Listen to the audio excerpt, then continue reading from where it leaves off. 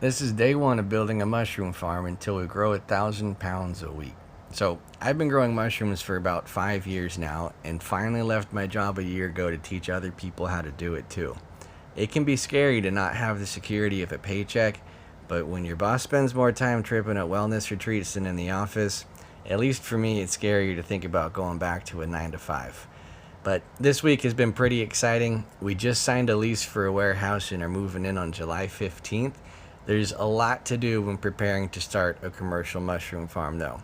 So here I am taking some old mushroom cultures from the fridge and transferring them to fresh agar. In the mushroom industry, it's pretty standard to use these petri dishes. They're made from light malt extract and agar, which gelatinizes it. It gives the mushrooms a flat surface with some nutrients to grow on.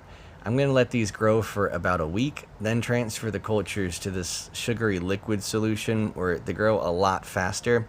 It's going to let us turn these little cuts of mycelium into thousands of pounds of mushrooms.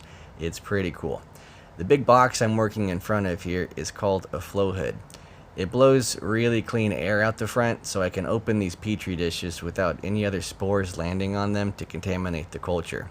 If you're growing mushrooms at home, you don't need to worry about any of this. But it's good to know how things are made, at least so you can appreciate all the hard work it takes to get those mushrooms on the shelves. Once I'm done transferring these cultures to new petri dishes, I use this stretchable plastic called parafilm to seal it up and protect it against contamination. These plates are going to be our master cultures for the farm. I'll make sure each one is free of contamination before doing another transfer.